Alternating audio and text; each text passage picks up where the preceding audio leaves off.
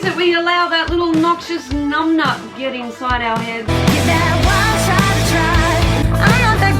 If you clicked on this video, let me assume that you have struggled with self-belief that has seen you questioning yourself on the daily. I'm candid, unfiltered, and if straight shooting's your thing, keep watching all the way till the end for my real raw take on haters, self-doubts, and mind demons. If you're here watching my video, then we are mates, friends, buddies. Even you know who you are, the one that be watching my videos like this.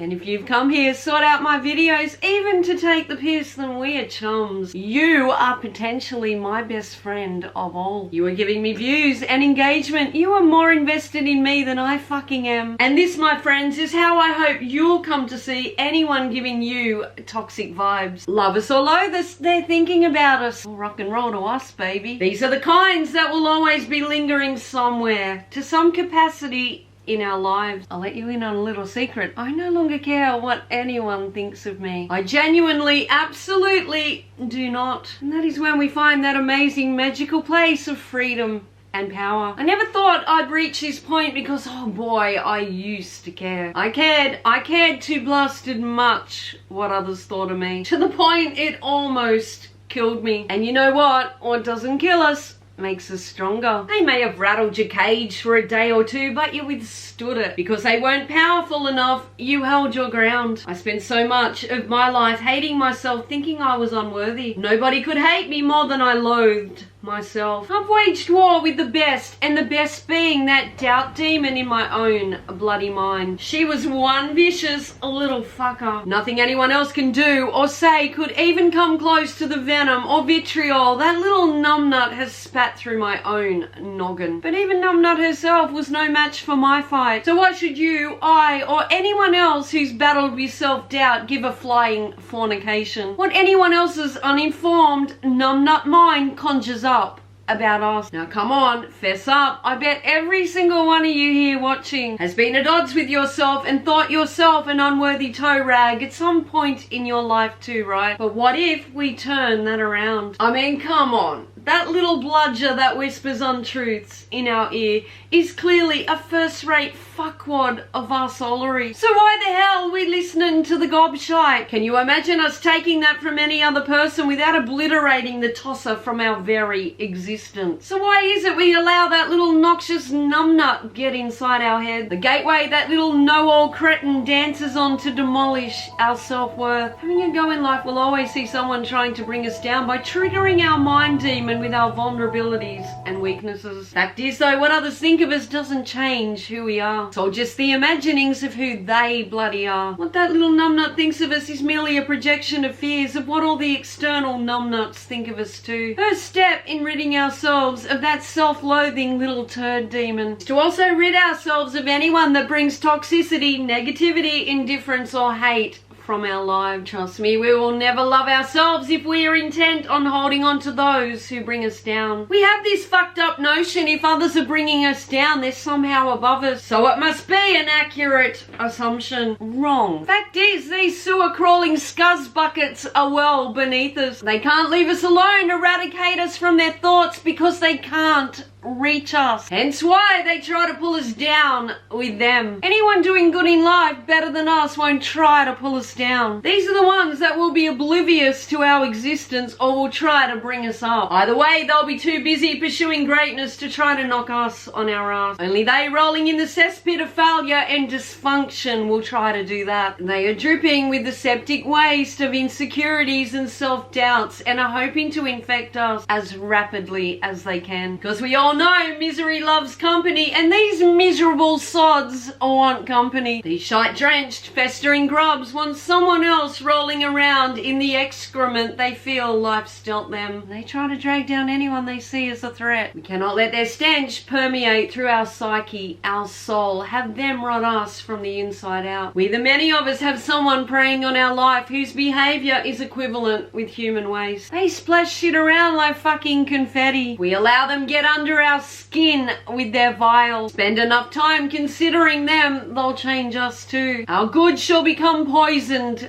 decayed. They have this gift of sucking the negativity and vile to the surface of even the most nicest of people. We'd be so consumed by the bitterness, the hate projecting from them. Our self-confidence, belief, anything good we ever thought about ourselves will dissipate in a blink. If we allow them control our thoughts, we will ruminate over and over again any insult or backhanded compliment. They'll become a permanent fixture swirling our brain. They'll create nervous tension, bolstering our numbnut mind demon to the greatest of height. We don't find a way to silence them from our minds. We shall surrender to the fuckery that is them. Give me a form if you agree. They won't change. They don't think they need to. They believe and will have us believe that we right here are the problem. And in some sense, this would be very much true. Shall we decline ourselves the courage or conviction to flush them from our thoughts? We too may first come to find comfort in the forever brewing negativity. That downward spiral that sees nothing good in anyone or anything. Because we too will be splashing around in the putrid filth we allowed them smother us in. Until we be left alone with our thoughts and guilt washes over us. This is not us. This is not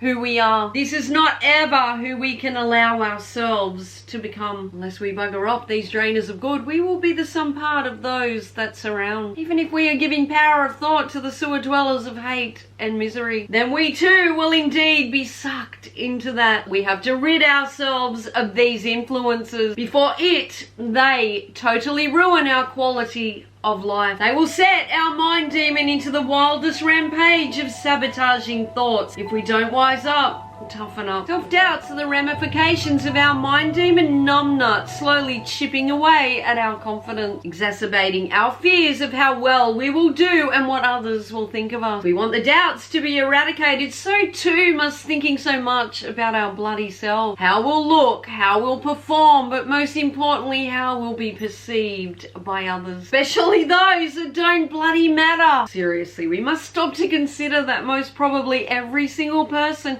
has their own little evil numbnuts spitting self-doubts in their own ears. Most of all are too busy waging their own self-doubt wars to worry about what we are doing or how we bloody navigate things. Most are probably too busy warding off their own apprehensions of looking complete arsewipes with their own tasks at hand. Sure, there are always going to be suckers alike, but these are the least of our concerns. For these are the most insecure, fearful people of all. We cannot change others. We shouldn't want to change others, but we can and should want to change ourselves. Change the company we keep if we are keeping the wrong kind. Forever changing, forever evolving into whom we have yet to become. Stay a step closer to the assured, unperturbed succeeder of hope and belief. Thoughts are just fucking thoughts, and that little numbnut mind demon is just a repercussion of those thoughts. A lingering echo and nothing more. A reverberation of bullshittery and mutterings of no relevance. What we think about ourselves will become our truth. If we keep thinking we are not good enough, fact is we will probably never be, because we will never have the backbone to take action. We will forever be paralyzed in fear of that numbnut and its limiting belief. Once we take action and prove that little numbnut nothing more than a troublemaking truth twister. Once we reinforce our capabilities in our minds by getting out of our own heads long enough to focus on the tasks at hand, not everyone else in the room and our imaginings of their poor perceptions of us, not they floating in their own shitstorms or the numbnut tapping on our conscience. By putting ourselves to work with focus, clarity,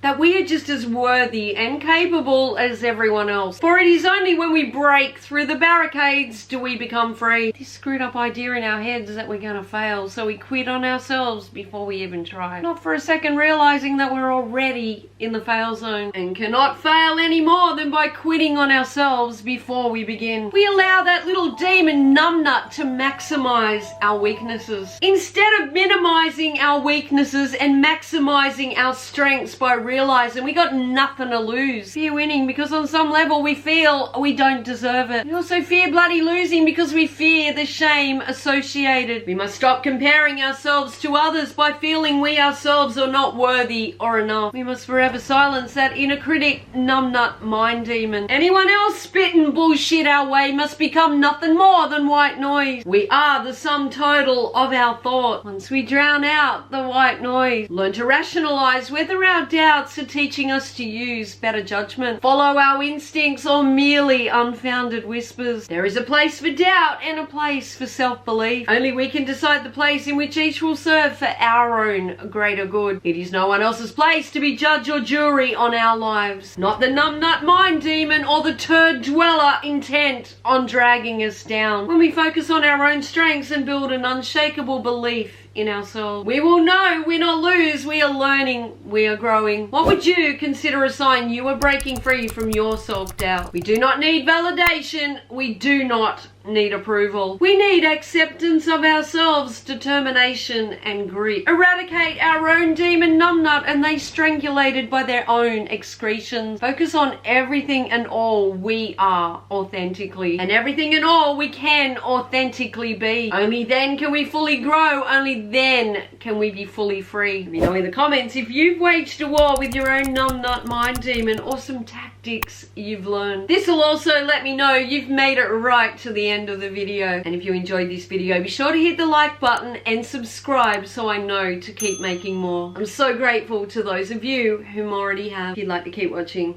I'll link my playlist below. Thanks for watching. See ya. Break out of your shell, meet me halfway.